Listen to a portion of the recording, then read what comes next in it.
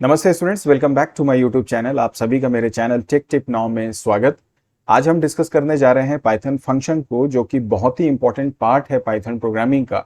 और ना सिर्फ पाइथन में, किसी भी प्रोग्रामिंग लैंग्वेज में फंक्शन एक बहुत ही इंपॉर्टेंट रोल प्ले करता है, प्रोग्रामिंग के पॉइंट ऑफ व्यू से भी, और जब आप एग्जाम के पॉइंट ऑफ व्यू से भी देखोगे तो इसमें काफी क्वेश्चंस आने की संभावनाएं बनी रहती हैं। इस पर्टिकुलर टॉपिक में या इस पर्टिकुलर वीडियो में फंक्शन को हम पूरे डिटेल में समझने की कोशिश करेंगे। फंक्शन क्या है, इसके एडवांटेजेस क्या हैं, कैसे आप फंक्शन को यूज कर सकते हैं, फंक्शन में आर्ग्यूमेंट्स एंड पैरामीटर्स क्या होते हैं, इनका इस्तेमाल कैसे किया जाता है, डिफरेंट टाइप ऑफ वैल्यूज को हम कैसे सेंड एंड रिसीव कर सकते हैं, डिफॉल्ट पैरामीटर्स क्या हैं, साथ ही साथ में फंक्शन जो वैल्यू रिटर्न करता है वो किस तरीके से करता है, उससे रिलेटेड कुछ इंपॉर्टेंट बातें, और साथ ही साथ फ्लो ऑफ एग्जीक्यूशन आपके फंक्शन का किस तरीके से होता है, विथ ऑल एग्जाम्पल्स हम सारी चीजों को डिस्कस करने जा रहे हैं। चलिए सेशन स्टार्ट करेंगे, बट उसके पहले फिर से एक बात मैं आपको बता दूं कि ये पर्टिकुलर वीडियो मैंने डिजाइन किया है जो भी पीजीटी कंप्यूटर साइंस के एस्पिरेंट हैं या जो स्टूडेंट हैं जो तैयारी कर रहे हैं, चाहे वो किसी भी बोर्ड से हो, चाहे वो सेंट्रल बोर्ड से हो, एनवीएस, एकलव्य या केवीएस तो हालांकि हो चुका है, लेकिन अपार्ट फ्रॉम दैट चाहे हरियाणा की बात करें, बिहार बोर्ड की बात करें, दिल्ली बोर्ड की बात करें, इस तरह के जितने भी बोर्ड्स हैं उन सब में ये पर्टिकुलर पाइथन का सिलेबस इंक्लूडेड है, जिसमें फंक्शन भी आता है। तो ये आप सबके लिए बहुत इंपॉर्टेंट हो सकता है, तो वीडियो के अंत तक आप बने रहिए। आइए डिस्कशन स्टार्ट करते हैं, और वीडियो को लाइक करना, शेयर करना भी मत भूलिएगा। चैनल को सब्सक्राइब कर दीजिएगा अगर अभी आप तक सब्सक्राइब नहीं किया है। चलिए फिर बात करते हैं फंक्शन की। तो फंक्शन में सबसे पहली जो बात होती है वो होती है कि मॉडुलर प्रोग्रामिंग क्या है। देखिए, फंक्शन तो अपनी जगह में जो है सो है, लेकिन फंक्शन का जो कॉन्सेप्ट बिल्ट हुआ है वो एक्चुअली एक अप्रोच होती है जिसको हम बोलते हैं मॉडुलर प्रोग्रामिंग।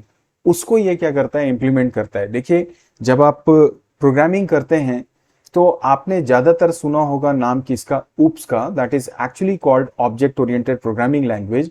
और जब आप सी लैंग्वेज की बात करते हैं तो उसको हम जानते हैं प्रोसीजर ओरिएंटेड प्रोग्रामिंग लैंग्वेज के नाम से। तो ये ऑब्जेक्ट ओरिएंटेड और प्रोसीजर ओरिएंटेड जो प्रोग्रामिंग लैंग्वेज है, ये बेसिकली दो डिफरेंट टाइप ऑफ अप्रोचेस हैं जिनका प्रयोग करके आप डेवलपमेंट का काम करते हैं। तो ये जो मॉडुलर प्रोग्रामिंग है, ये बेसिकली रिप्रेजेंट करता है किसको, आपके प्रोसीजर ओरिएंटेड को। मॉडुलर का मतलब क्या है कि आपका जो मेन टास्क है आप उसको क्या करते हैं, छोटे छोटे सब टास्क में डिवाइड कर देते हैं। जैसे यहां पर भी लिखा हुआ है कि the process of dividing a computer program into separate independent block of code or separate subprograms with different names and specific functionalities is known as what your modular programming।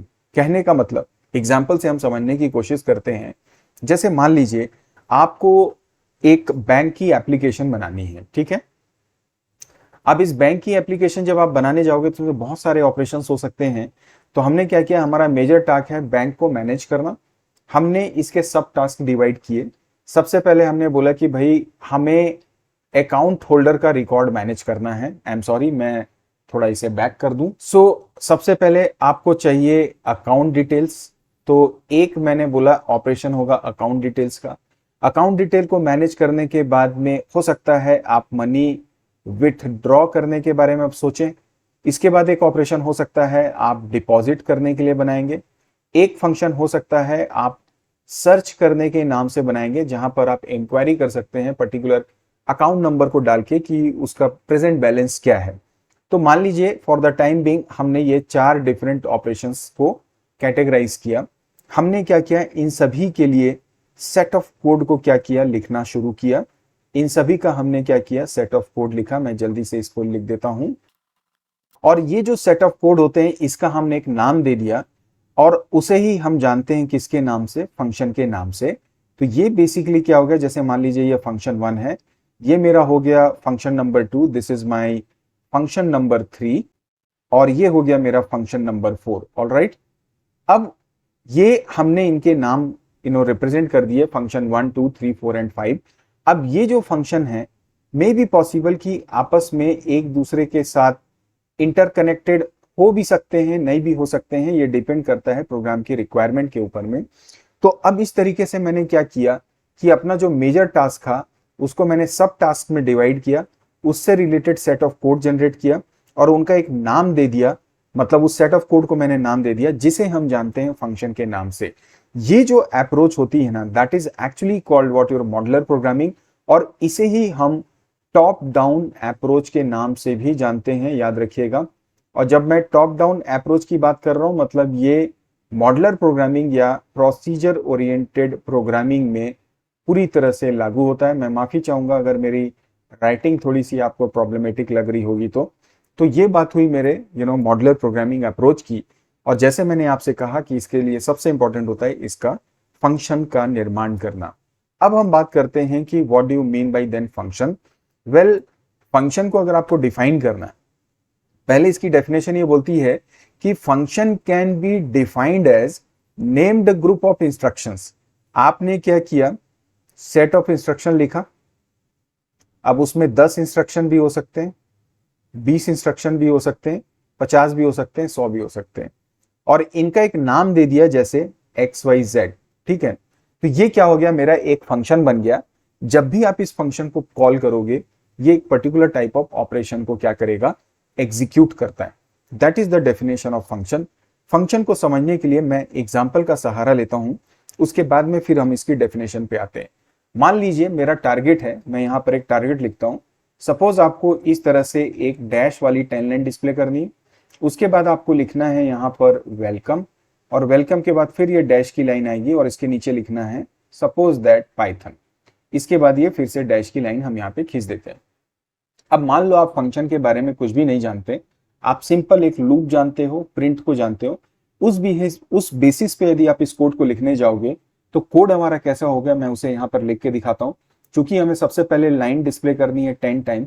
मैंने बोला आप फॉर लूप लगाओ, आई ले लो, मैंने बोला इन, यहाँ पे मैंने मेथड लिया रेंज, मैंने बोला 0 से लेकर 10 तक लूप चला दो। इसके अंदर में जाके आपने बोला भाई आप प्रिंट कर दो क्या, डैश को। चूंकि प्रिंट जो होता है हर एक लाइन में करता है, इसलिए एंड इक्वल टू मैंने यहाँ पे कर दिया, स्पेस दे दिया। जैसे ये लूप कंप्लीट होगा उसके बाद में बाहर आके हम डिस्प्ले कर देंगे प्रिंट। मैंने बोला कि भाई आप क्या कर दो, इस वेलकम को डिस्प्ले कर दो। अब वेलकम डिस्प्ले करने के बाद फिर से मेरी लाइन डिस्प्ले करनी है।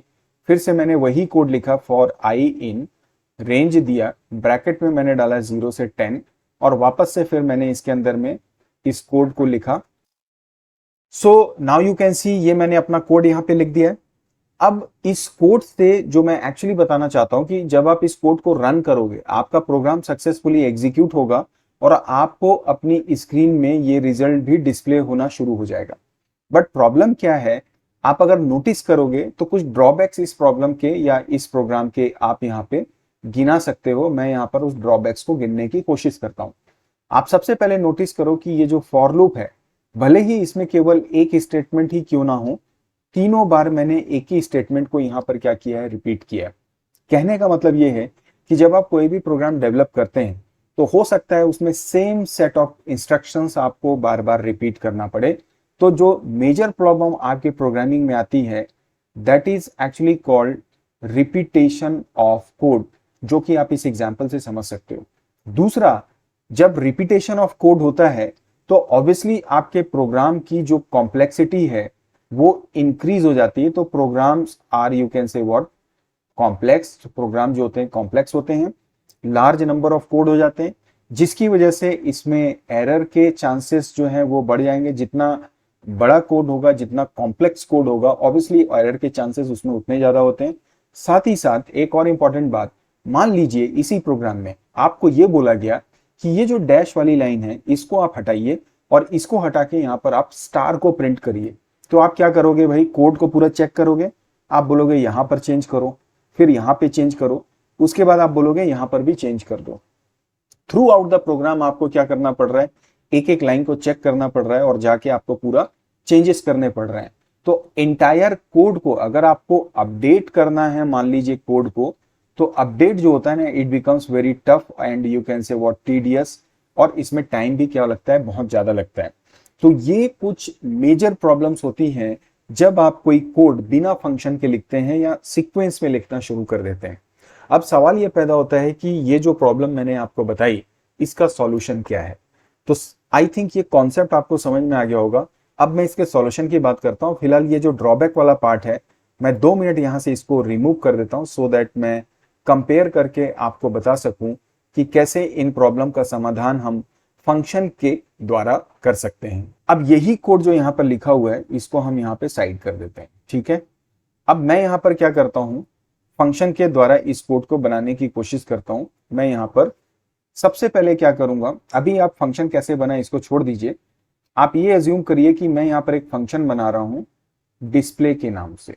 ऑलराइट, अब ये जो डिस्प्ले फंक्शन है जब भी इसको कॉल करेंगे तो ये क्या करेगा, डैश वाली लाइन को डिस्प्ले करेगा। तो मैं यहाँ पे लिख देता हूँ फॉर आई इन रेंज, मैंने बोला 0 से लेकर 10 तक चलाइए और आप प्रिंट कर दीजिए इसके अंदर जो कोड लिखा हुआ है डैश को। अब इसके बाद में ये मेरा कोड तैयार हो गया। अब सबसे पहले जब प्रोग्राम मेरा एग्जीक्यूट होगा तो इस डिस्प्ले को हम कॉल करेंगे। हमने बोला भैया डिस्प्ले आप कॉल हो जाइए। डिस्प्ले के बाद में मैंने बोला कि भाई हम प्रिंट कर देंगे क्या, हमारे वेलकम को। वेलकम के बाद वापस से मैं इस डिस्प्ले को क्या कर दूंगा, कॉल कर दूंगा। फिर से मैं प्रिंट कर दूंगा अपने जो नेक्स्ट लाइन है that is my Python, and इसके बाद में फाइनली मैं वापस इस डिस्प्ले को यहाँ पर क्या कर दूंगा, कॉल कर दूंगा। अब आप इस कोड को देखेंगे तो थोड़ा सा आप मेजरमेंट ले सकते हैं या एक एनालिसिस कर सकते हो कि हमने क्या किया। यहाँ पर ये जो same set of code bar bar repeat हो रहा था, हमने एक बार उसको डिफाइन कर दिया एक नाम से, और जितनी मर्तबा हम चाहेंगे उसे यहाँ पर इस्तेमाल कर सकते हैं। एक बार मैंने डिफाइन किया सेम सेट ऑफ कोड को और अगेन एंड अगेन मैं यहाँ पर क्या कर रहा हूँ, उसको इस्तेमाल करना शुरू कर दे रहा हूँ। This fundamental is called modular programming. और हमने सेट ऑफ इंस्ट्रक्शन को क्या किया, बाइंड कर दिया, रीयूज किया। तो यहाँ पर अब आपको फंक्शन का एडवांटेज समझ में आएगा कि जो ड्रॉबैक्स थे जो मैंने आपको पहले गिनाए कि बार बार कोड का रिपीट होना, वो खत्म हो गया। दूसरा, आप एक ही कोड को बार बार रीयूज कर पा रहे हो। प्रोग्राम का साइज बहुत हद तक रिड्यूस हो जाता है, प्रोग्राम की कॉम्प्लेक्सिटी रिड्यूस हो जाती है, एरर के चांसेस रिड्यूस हो जाते हैं। और अगर आपको इसमें सेट ऑफ कोड में सपोज आपको यहाँ पर इसको स्टार करना है तो आप एक बार स्टार करेंगे उसका ऑटोमेटिकली रिफ्लेक्शन हर जगह आ जाता है। So that we can say कि फंक्शन का अपडेशन जो होता है वो बहुत ज्यादा इजी हो जाता है आपके प्रोग्राम का जब आप फंक्शन का इस्तेमाल करते हैं। तो आई होप ये आपके रीजन है फंक्शन के, और इस बेसिस पे अब हम ये बोल सकते हैं कि फंक्शन के एडवांटेजेस क्या हैं। तो देखिए, इंक्रीज रीडेबिलिटी, जो एग्जाम्पल मैंने आपके साथ अभी बताया वहां देख के आपको समझ में आ गया होगा। Reduced code length, increase reusability, easy maintenance and multitasking. Multitasking का मतलब यहाँ पर क्या है कि जब आप फंक्शन ओवरलोडिंग करते हैं, एक ही फंक्शन अलग अलग कार्यों के लिए इस्तेमाल किया जा सकता है। हो सकता है एक फंक्शन के द्वारा आप 2 नंबर को जोड़ लें, एक ही फंक्शन से आप 3 नंबर को जोड़ लें, एक ही फंक्शन से 4 नंबर को जोड़ लें, या हो सकता है आप एक ही फंक्शन नेम से सब्ट्रैक्शन का भी कार्य कर लें, तो आप फंक्शन को ओवरलोड भी कर सकते हैं। So this is how we all can understand the importance of function. अब इसके बाद में बात आती है कि जब आप पाइथन में वर्क करते हैं तो वहां पर आप फंक्शन को कैसे डिफाइन करते हैं। आप अपनी स्क्रीन पे देख पा रहे होंगे अभी कि यहाँ पर ये जो ग्रीन शेड में आप देख रहे होंगे, ये फंक्शन को डिफाइन करने का तरीका लिखा हुआ है। तो मैं इस थ्योरेटिकल पोर्शन में आने से पहले सीधे एक प्रैक्टिकल कोड आपको बना के दिखाता हूं, और वहां से हम समझने की कोशिश करते हैं कि हम किसी फंक्शन को डिफाइन कैसे करते हैं, फिर इस थ्योरेटिकल पार्ट में आ जाते हैं। देखिए, जब आप पाइथन में वर्क करते हैं, मैं यहाँ पर बात कर रहा हूँ किसकी, पाइथन की। एक मिनट, मैं अपनी इंक को थोड़ा सा ब्लैक ले लेता हूं। अब इसके बाद में जब भी आप पाइथन में किसी फंक्शन को डिफाइन करते हैं, सबसे पहले जो कोड हम लिखते हैं दैट इज, जो कीवर्ड हम इस्तेमाल करते हैं दैट इज DEF डेफ। इसका मतलब होता है डिफाइन करिए। ये कीवर्ड है जो फंक्शन को डिफाइन करने के लिए इस्तेमाल करते हैं। उसके बाद जो भी आपका फंक्शन का नाम है वो आप लेंगे। तो आपने लिया फंक्शन नेम, और फंक्शन की पहचान होती है पैरेंथेसिस। छोटा और बड़ा, छोटा जो कोष्ठक होता है पैरेंथेसिस, मतलब ये जो कोष्ठक आप इस प्रकार से इस्तेमाल करते हैं, ये हर एक फंक्शन की पहचान होती है।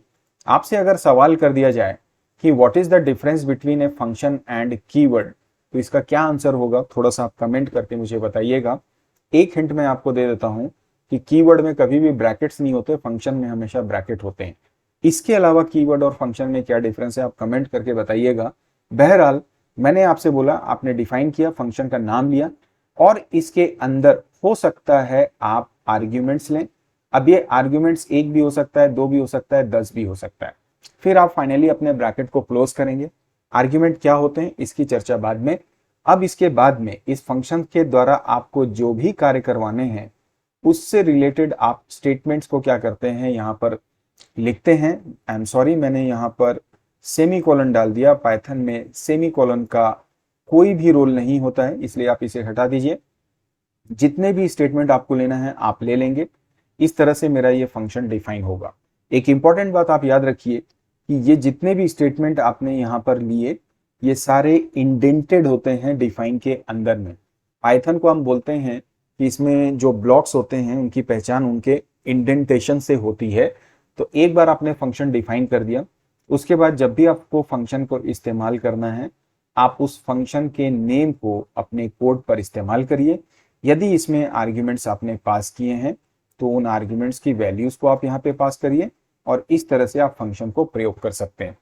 ये जो फंक्शन आपने यहाँ पर देखा इसे हम फंक्शन की बॉडी या फंक्शन की डेफिनेशन के नाम से भी जानते हैं, और जब आप फंक्शन को इस्तेमाल करते हैं तो इसे हम बोलते हैं कॉलिंग फंक्शन। ऑलराइट, एक बात और, ये जो बॉडी रहती है इसे हम कॉल्ड फंक्शन के नाम से भी जानते हैं, ये याद रखिएगा। अब ये तो हुआ पूरा कहानी। एग्जाम्पल से अब इसे समझने की कोशिश करते हैं। जैसे मान लीजिए आपको 2 नंबर का एडिशन करना है, आप क्या करेंगे, उसके लिए फंक्शन बनाना चाहते हैं। तो मैंने यहां पर क्या किया, एक फंक्शन बनाया डिफाइन, मैंने लिया ऐड। ठीक है, अब मैंने इसके अंदर, अभी चूंकि हम आर्गुमेंट के बारे में नहीं जानते तो मैंने सिंपल ऐड लिया, कोलन लगाया। मैंने शायद एक मिस्टेक ये कर दी कि अगर आप देखें यहां पर मैंने इसके आगे सेमी कोलन नहीं डाला है। पाइथन में फंक्शन जब डिफाइन करेंगे तो कोलन आप जरूर डाल दीजिएगा। I am extremely sorry for this, I missed that. तो फिलहाल इस एग्जाम्पल में आप देखें हमने यहाँ पे कोलन डाला। अब हमने यहाँ पर बोला कि भाई हमें 2 नंबर चाहिए। हमने बोला ए ले लो, इसमें एक नंबर आप डाल दो। तो मैं इसका कोड यहाँ पे कंप्लीट कर देता हूं जल्दी से। अब आप देखिए मैंने यहाँ पर ये कोड लिख दिया है, ये एडिशन का पूरा कोड मैंने यहाँ पे डाल दिया है। ए और बी में इनपुट कराया, आर में टोटल लेके प्रिंट कर दिया। अब ये मेरा फंक्शन यहाँ पर तैयार हो गया। अब आपका जो मेन पार्ट है फंक्शन का वो हम लिखते हैं। जैसे मैंने आइडेंटिफिकेशन के लिए डाला प्रिंट, मैंने बोला कि भाई वेलकम है आपका मेरे प्रोग्राम में, और इसके बाद में मैंने यहाँ पर इस फंक्शन को क्या कर दिया, कॉल कर दिया। तो ये मेरा एक बहुत ही बेसिक लेवल का फंक्शन है। आप समझ रहे होंगे मेरा पर्पस है फंक्शन कैसे बनाया वो समझे। अब आप देखिए जब इस प्रोग्राम को आप एग्जीक्यूट करोगे, कंट्रोल यहां से एग्जीक्यूशन स्टार्ट करेगा। सबसे पहले आपकी स्क्रीन में वेलकम डिस्प्ले होगा। उसके बाद जैसे ये ऐड आएगा इसका मतलब यहां से कंट्रोल जो है वो शिफ्ट हो जाएगा यहां से हमारे इस फंक्शन की डेफिनेशन में, और इसके अंदर के इंस्ट्रक्शंस एक एक करके एग्जीक्यूट होंगे। रिजल्ट आपकी स्क्रीन में आएगा और प्रोग्राम क्या हो जाएगा, टर्मिनेट हो जाएगा। तो अब आप नोटिस करेंगे कि ये जो पोर्शन मैंने फंक्शन डेफिनेशन का लिखा है this is actually function body, या इसको हम लोग बोलते हैं फंक्शन की डेफिनेशन। ऑलराइट, और यहां पर हमने इस फंक्शन को क्या किया है, कॉल किया है। So we can call it what, calling function. तो आई गेस आपको ये समझ में आ गया होगा। अब मैं वापस इसकी थ्योरी पे आ जाता हूं जो अभी हमने यहाँ पर देखा है। मैं बैक करता हूं। अब आप यहाँ पे देखिए कि ये फंक्शन की डेफिनेशन है, इसके स्क्वायर ब्रैकेट के अंदर हमने पैरामीटर्स को पास किया है। फंक्शन का जो हेडर है it should always be ended with this colon, याद रखिएगा। Function name should be unique, जो फंक्शन का आप नाम देते हैं यूनिक होना चाहते हैं। आपके प्रोग्राम में हो सकता है 10 फंक्शन आपने इस्तेमाल किए तो उनका नाम आप सेम नहीं रख सकते, वो डिफरेंट आप रखेंगे। And the statement outside the function indentation are not considered as part of the function. तो जैसे मैंने आपको बताया, अगर आप इस कोड को देखें, मैं वापस से यहाँ पर अपने कोड को डिस्प्ले करता हूँ। ये जो प्रिंट वाला पार्ट है ना, ये इस डेफ के लेवल में आ रहा है। मैं एग्जांपल से आपको बताने की कोशिश करता हूँ। अभी आपकी स्क्रीन में देखिए ये प्रोग्राम डिस्प्ले हो रहा है। आप देखो यहाँ पर ये मैंने फैक्टोरियल नाम का फंक्शन बनाया है। अब यहाँ पे इसके जो स्टेटमेंट्स हैं पूरे इंडेंटेड है, लेकिन ये वाला जो पार्ट है वो इंडेंटेड नहीं है। ये हमारा मेन कोड है और ये मेरा फंक्शन का बॉडी है, इसके बारे में वो चर्चा कर रहा है। तो आप इसे इस फंक्शन के अंतर्गत नहीं रख सकते, इस बात को आप ध्यान रखेंगे। फिलहाल वापस हम आ जाते हैं अपने कोड पे और अब हम आगे की बात करते हैं। अभी देखिए ये जो फंक्शन आपने यहाँ पर डिफाइन किया है, इस फंक्शन का कोई भी सेंस नहीं है। अभी हमने सिर्फ ये समझा कि फंक्शन कैसे बनाया जाता है, लेकिन भाई फंक्शन का मतलब ये थोड़ी ना है कि उसके अंदर आप इनपुट भी कर दो, ऑपरेशन भी कर दो और आउटपुट भी ला दो। ये कोई फंक्शन नहीं होता। भाई पाइथन प्रोग्राम या कोई भी प्रोग्राम आप बनाओगे तो आपको मालूम है उसमें दो चीजें होती हैं। कोई भी प्रोग्राम जब बनता है तो उसमें अलग अलग पार्ट्स होते हैं। एक होता है डेफिनेशन का पार्ट और एक होता है जिसे हम लोग बोलते हैं एग्जीक्यूटेबल पार्ट। ठीक है, एक क्या होता है हमारा एग्जीक्यूटेबल पार्ट। तो एग्जीक्यूटेबल पार्ट में हम क्या करते हैं, इनपुट का, प्रोसेस का और हमारे आउटपुट का स्टेटमेंट डालते हैं। डेफिनेशन का पार्ट क्या करता है, वो इनपुट के लिए, प्रोसेस के लिए भी हो सकता है और आउटपुट के लिए भी हो सकता है। यहां पर हमने सारा काम एक ही फंक्शन में डाल दिया। तो हम फंक्शन बनाएंगे या तो इनपुट के लिए या प्रोसेस के लिए या आउटपुट के लिए।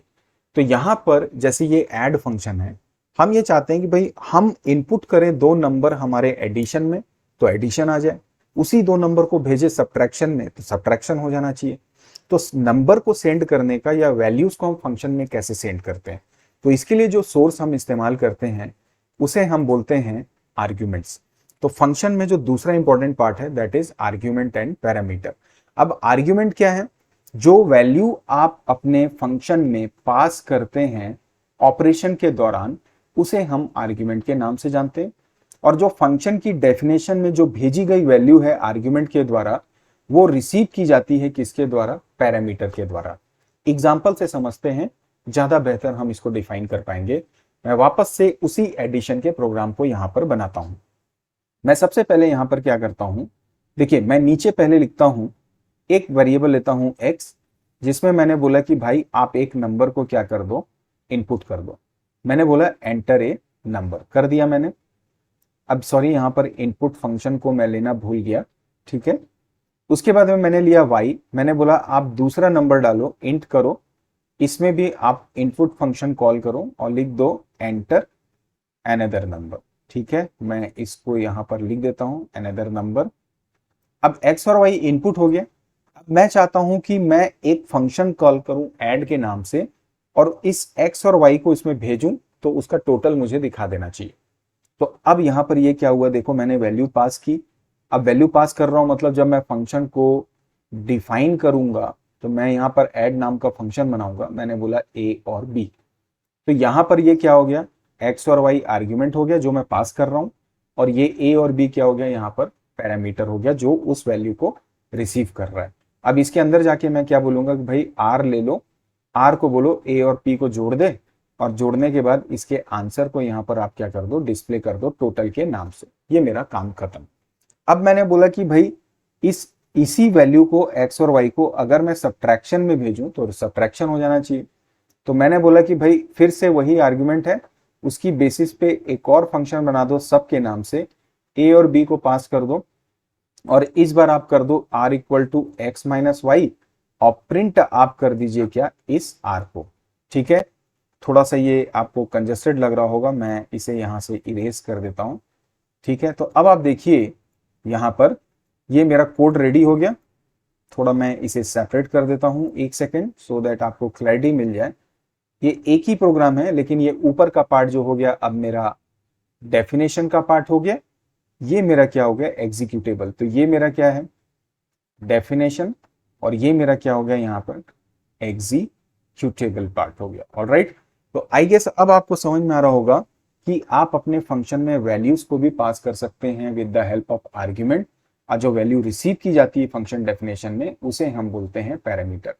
तो ये यहाँ पर क्या है, आपके पैरामीटर हैं, और यहाँ पर ये जो वैल्यूज आपने पास की they are actually known as what your arguments. I hope आपको क्लैरिटी मिल रही होगी। अब मैं वापस इसकी डेफिनेशन पे आ जाता हूं जो हमने लिखा था। अब यहां पर ये बोलता है कि since both argument and parameter are referring to the same value they are bound to have the same identity. देखिए ये जो इंपॉर्टेंट बात है ये लागू होती है आपके पाइथन में। सी में, सी प्लस प्लस में हम जब वैल्यू पास करते हैं तो पढ़ते हैं call by value, call by reference, call by address mechanism. Python में कॉन्सेप्ट थोड़ा दूसरा है। पाइथन को हम बोलते हैं डायनेमिक लैंग्वेज। हमको यहाँ पर किसी वेरिएबल का डेटा टाइप डिफाइन नहीं करना पड़ता क्योंकि यहाँ पर वैल्यू जो होती है वो पहले स्टोर होती है और उसको पॉइंट करता है आपका वेरिएबल। एग्जाम्पल से समझाने की कोशिश करता हूँ सो दैट आपको क्लैरिटी मिल जाएगी।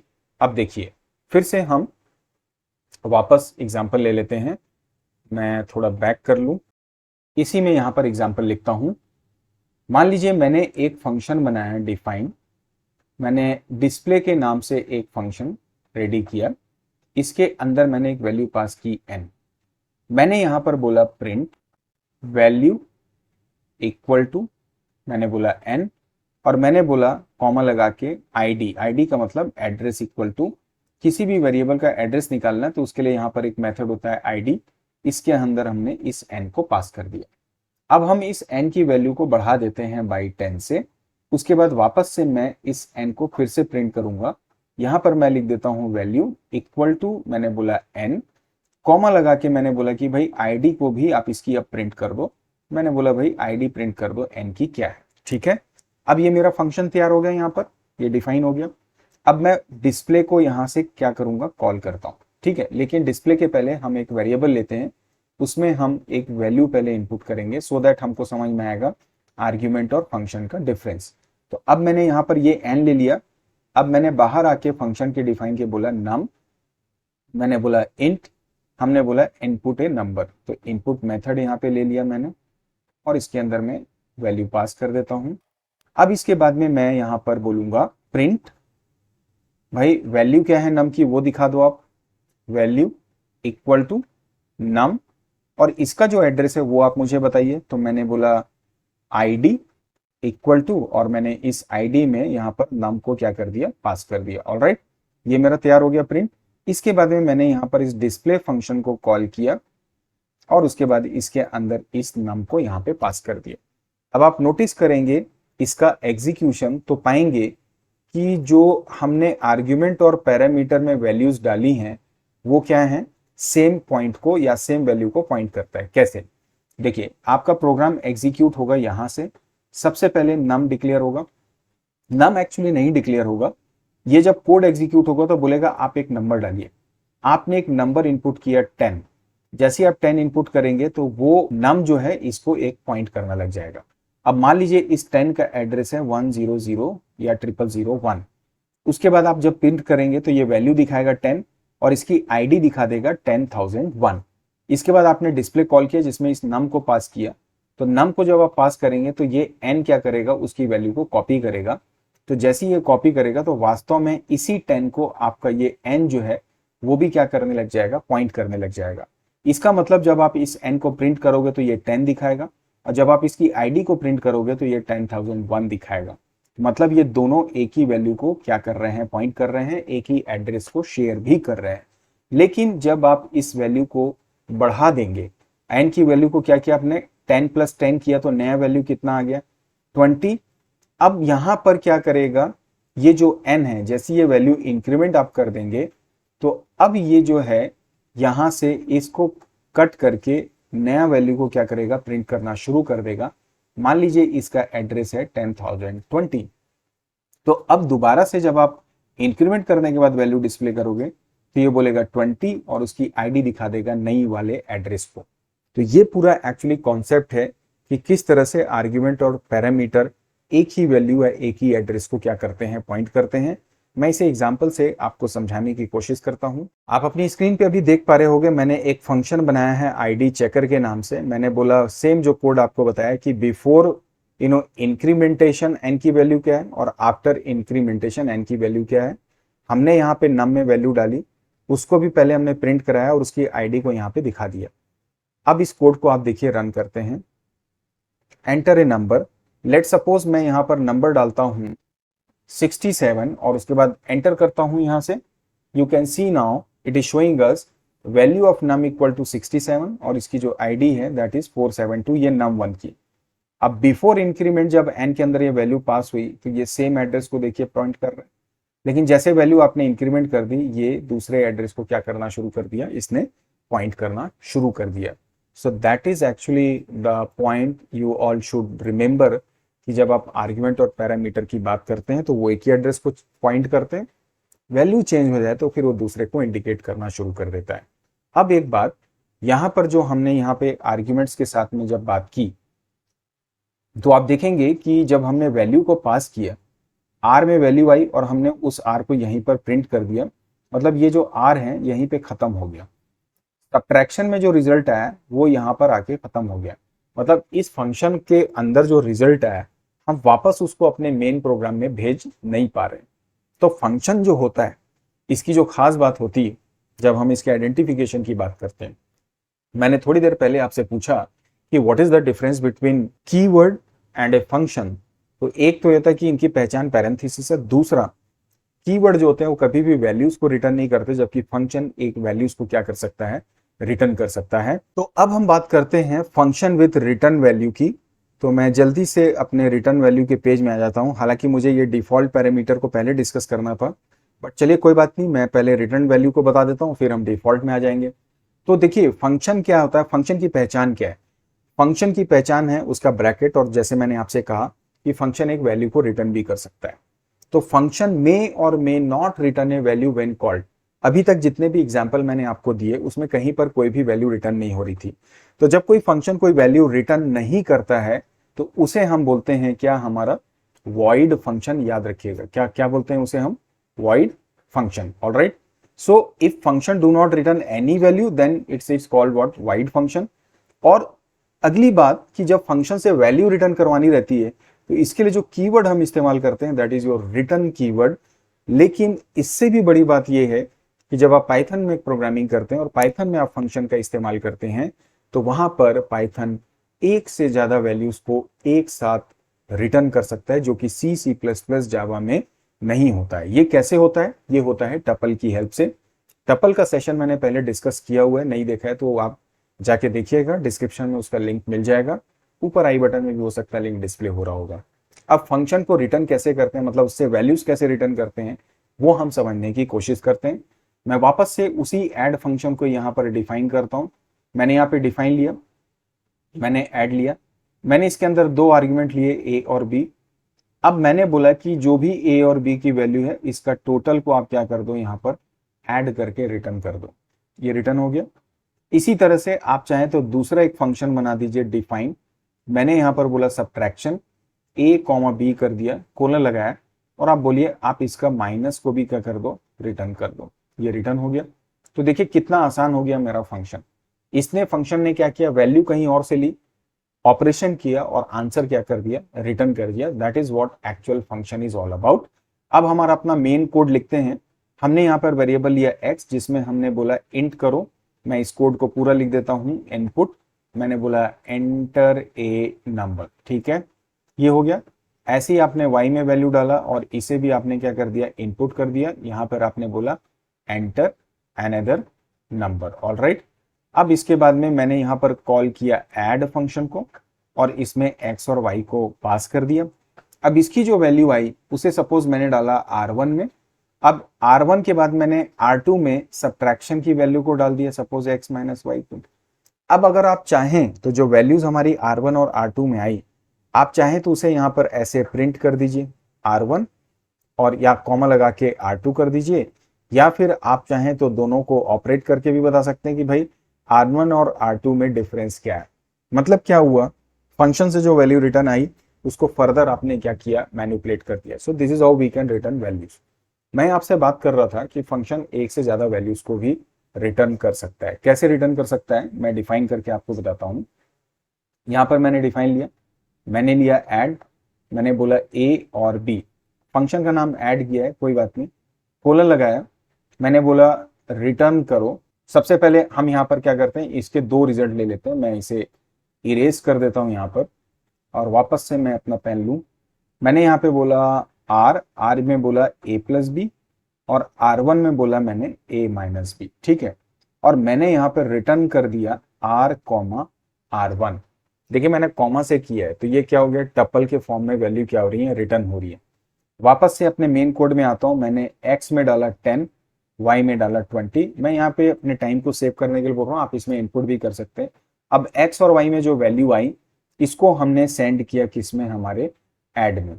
अब आपने x और y को डाला, अब ये दो वैल्यूज को रिटर्न कर रहे हैं, तो मैं थोड़ा इसे इंडेंट करके लिख देता हूं सो दैट हमें ये बेटर तरीके से दिखाई दे। Just give me a minute. So मैंने यहाँ पे बोला कि भाई ऐड को कॉल करो, x और y को पास कर दो। अब ये जो वैल्यू रिटर्न कर रहा है, दो वैल्यूज r और r1 को, मैंने इसे यहाँ पे डाल दिया सपोज m, n में।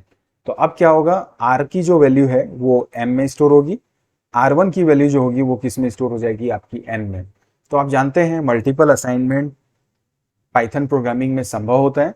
अब अगर आप प्रिंट करोगे आपने m को और n को, तो आप देखेंगे एक से ज्यादा वैल्यूज एक साथ रिटर्न हो चुकी है। So this is how we can understand this function returning a value. इससे रिलेटेड प्रोग्राम भी हम एग्जीक्यूट करके देख लेते हैं। नाउ यू सी हियर, मैंने यहाँ पे फैक्टोरियल का एक प्रोग्राम बनाया है। मैंने सबसे पहले एक नंबर इनपुट किया, मैंने फैक्टोरियल फंक्शन में उसको पास किया।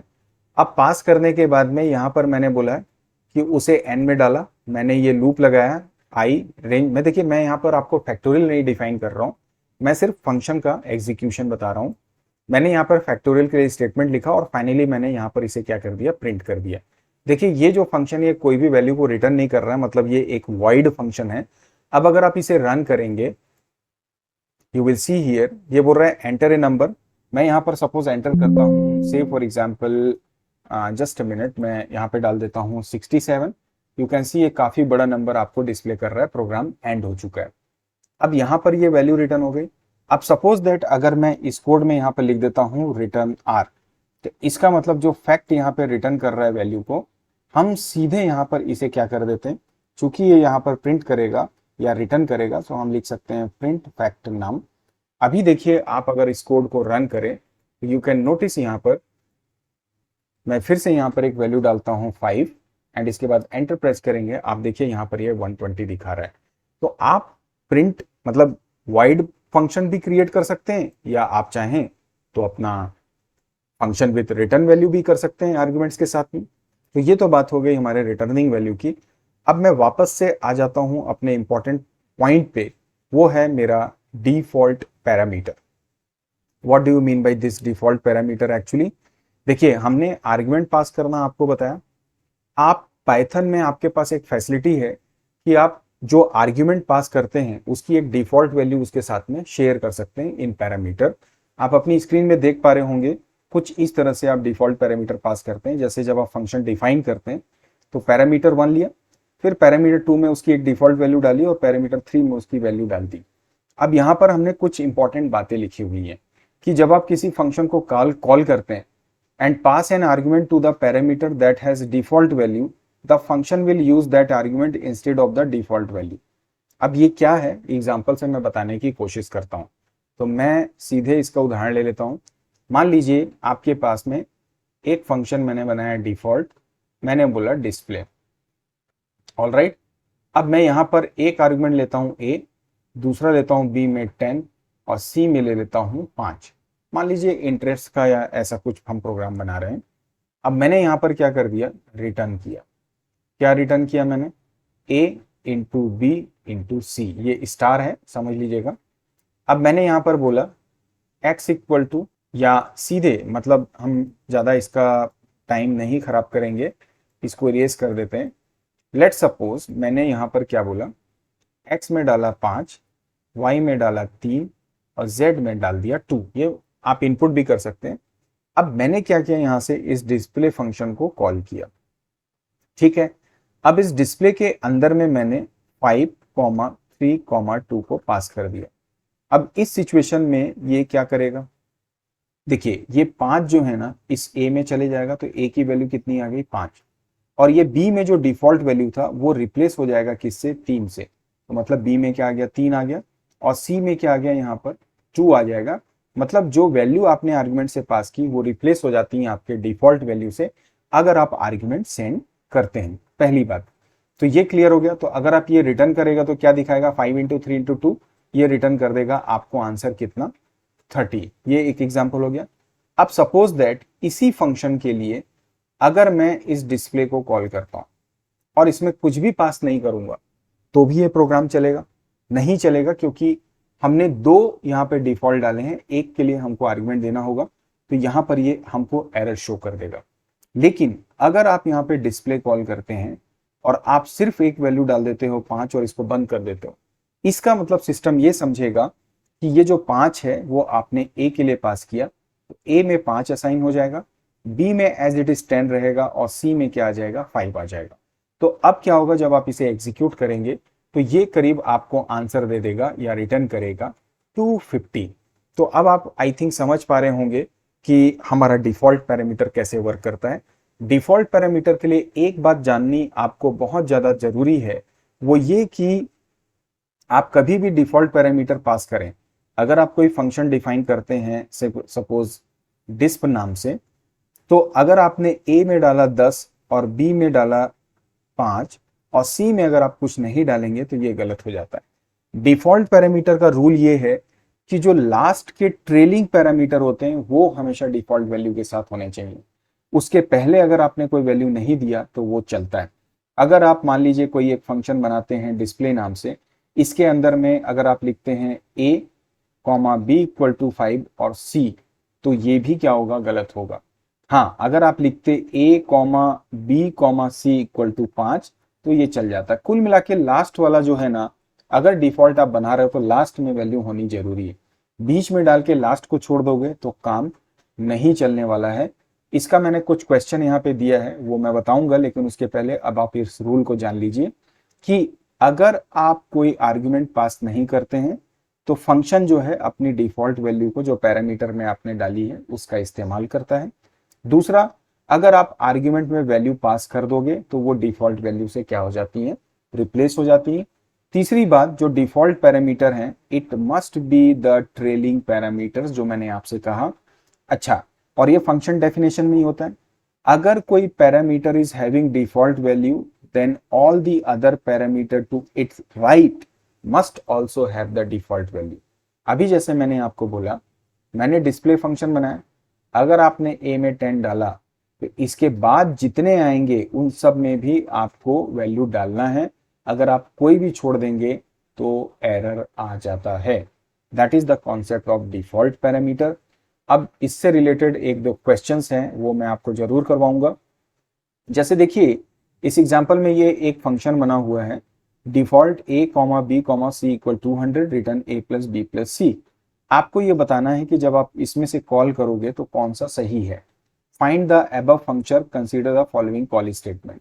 अगर आप b में 10 डालोगे और a में 5 डालोगे तो देखो b और a तो खाली है, तो यहाँ पर आप डायरेक्ट b में और a में असाइन कर रहे हो, तो ये स्टेटमेंट पूरी तरह से लीगल है। c में अपने आप 200 आ जाएगा। यहां पर ये बोलता है कि सीक्वेंस में पहले 10 है, a equal to 10 b equal to 5, ठीक है, लेकिन अब चूंकि 3 स्टेटमेंट यहां भी हैं 3 यहां भी हैं, तो भाई पहला स्टेटमेंट तो a के लिए था, c तो लास्ट स्टेटमेंट है।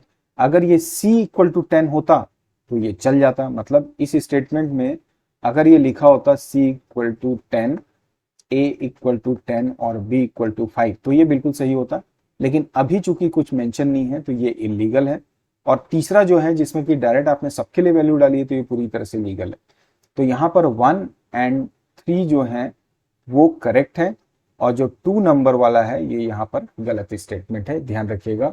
एक और एग्जांपल मैंने आपके साथ यहाँ पे रखा है कि राजू ने एक फंक्शन बनाया है पावर का, जिसमें 2 आर्ग्यूमेंट है बेस और एक्सपोनेंट के लिए, ठीक है। अब उसने 3 तरीके से डिफॉल्ट वैल्यू डाली है, कौन सा सही कौन सा गलत है। तो हमने बोला कि जो ट्रेलिंग है वो बिल्कुल होना चाहिए, तो पहला हो चाहे मत हो डिफॉल्ट चलेगा, लेकिन बाद वाला होना चाहिए। और अगर आपने पहले दे दिया तो बाद वाले को भी देना जरूरी है, तो ये गलत हो गया। यहाँ पर एक्सपो दिया और बेस में 2+1 डाला है, तो देखिए आप एक्सप्रेशन अपने पैरामीटर्स में या आर्ग्यूमेंट्स में पाइथन में दे सकते हैं, कहीं कोई दिक्कत नहीं। इसका मतलब यही होगा कि बेस की वैल्यू कितनी हो रही है, 3 हो रही है, तो that is also correct. I guess आपको ये समझ में आ रहा होगा। तो ये कुछ कॉन्सेप्ट है हमारे डिफॉल्ट पैरामीटर का। और साथ ही साथ एक आध एग्जांपल और मैं आपको देना चाहूंगा, वो ये कि आप अपने पाइथन में ना सिर्फ वैल्यूज को, लिस्ट को भी पास कर सकते हैं।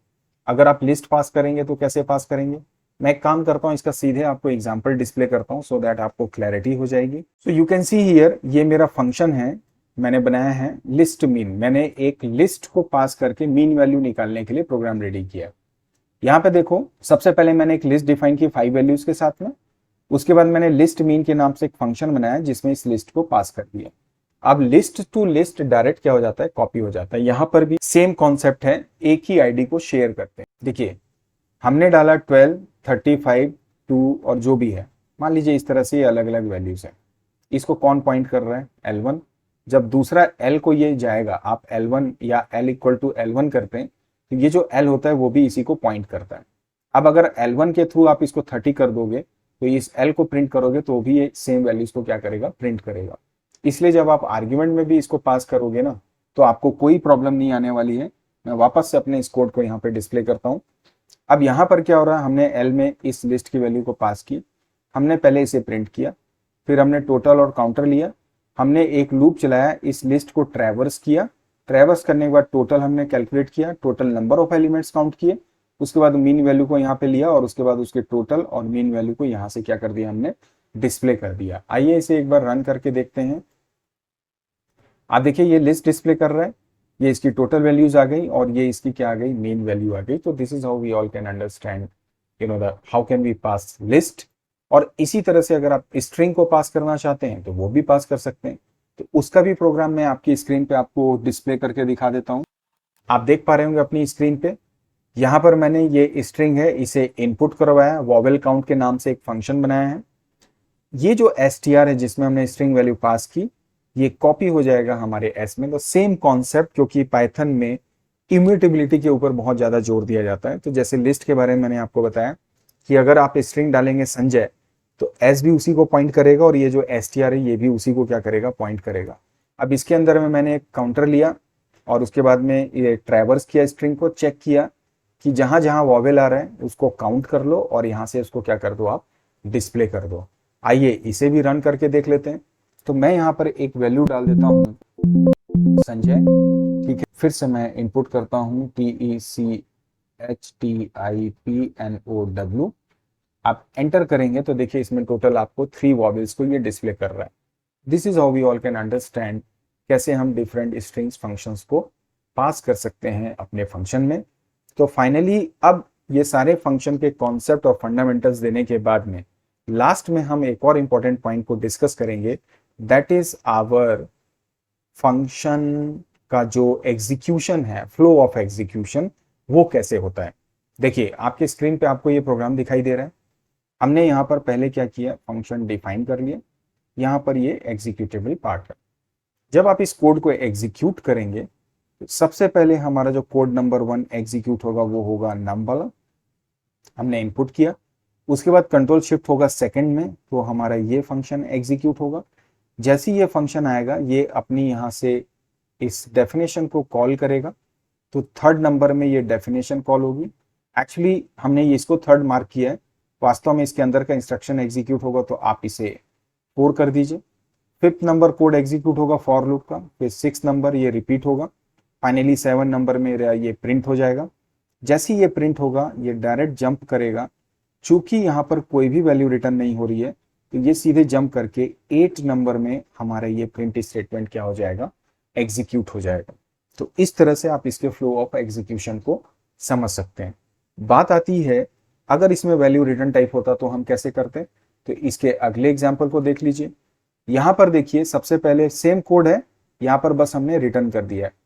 पहले हमारा num1 एग्जीक्यूट होगा, सेकंड में हमारा ये फंक्शन कॉल होगा, जैसे ये कॉल होगा ये अपनी डेफिनेशन पे चले जाएगा, थर्ड नंबर एग्जीक्यूट होगा, 4th नंबर होगा, 5th नंबर होगा, 6th नंबर होगा। हालांकि ये रिपीट हो रहा है बट फिर भी 6 के बाद में ये 7th में क्या होगा, वैल्यू रिटर्न होगी। जब ये वैल्यू को रिटर्न करेगा तो वापस से वैल्यू कहाँ आएगी, हमारे इस फैक्टोरियल में, मतलब 8th नंबर का एग्जीक्यूशन होगा जो रिजल्ट में क्या करेगा, वैल्यू को एग्जीक्यूट करेगा। तो 2 के बाद 8 भी यहीं पर एग्जीक्यूट होगा और अब 9th नंबर में हमारा ये स्टेटमेंट यहां से क्या हो जाएगा, एग्जीक्यूट हो जाएगा। So overall this is how we all can understand all the basic concept of this function, कैसे बनाते हैं, क्या आर्ग्यूमेंट है, क्या पैरामीटर्स हैं, फ्लो ऑफ एग्जीक्यूशन क्या है, रिटर्न वैल्यूज कैसे होती हैं, डिफॉल्ट पैरामीटर्स क्या होते हैं, कैसे डिफरेंट टाइप ऑफ वैल्यूज को पास करते हैं। सो आज के सेशन में यहीं तक। मैं उम्मीद करता हूं कि ये सेशन डेफिनेटली आपको हेल्प करेगा इस पूरे फंक्शन को समझने में। तो चलिए फिर सेशन को यहीं पे एंड करेंगे, बट उससे पहले वीडियो पसंद आए ना तो लाइक और शेयर कर दीजिएगा, और अगर आपने सब्सक्राइब नहीं किया है तो प्लीज सब्सक्राइब माई चैनल और please press the bell icon so that आपको नोटिफिकेशन भी मिलते रहे। Thank you for watching this video, bye bye and take care. यदि आप भी बिहार शिक्षक भर्ती के लिए तैयारी कर रहे हैं, खासकर बीपीएससी पीजीटी कंप्यूटर साइंस की, तो आप अपनी प्रैक्टिस के लिए मेरी इस ई बुक, जिसमें कि मैंने 1100 से ज्यादा एमसीक्यूज आपके लिए तैयार किए हैं, उसे आप परचेस कर सकते हैं मात्र 239 रुपए में। आपकी जानकारी के लिए मैं बता दूं कि इस ई बुक में बीपीएससी का जो सजेस्टेड सिलेबस है उसे हमने पूरी तरह से कवर किया है। आप अपनी स्क्रीन पे भी देख पा रहे होंगे, चाहे वो C++ हो, चाहे वो पाइथन प्रोग्रामिंग हो, चाहे वो कंप्यूटर नेटवर्क हो, चाहे एसक्यूएल हो, बुलियन अलजेब्रा हो या कंप्यूटर सिस्टम ऑर्गेनाइजेशन। एक एक चैप्टर को हमने चैप्टर वाइज या चैप्टर में डिवाइड करके उसके एमसीक्यूज को आपके लिए प्रिपेयर किया है। इस ई बुक को परचेस करने के लिए गूगल क्रोम में आप मेरी वेबसाइट ओपन करें techtipnow.in। जैसे ही आप इसे ओपन करेंगे, इसके पहले ही पेज में आपको बिहार शिक्षक भर्ती, जो अभी मैं जिस बुक की बात कर रहा हूं, उसे आप परचेस कर सकते हैं। इसका डाउनलोड ई बुक का ऑप्शन आपको यहां से मिल जाएगा।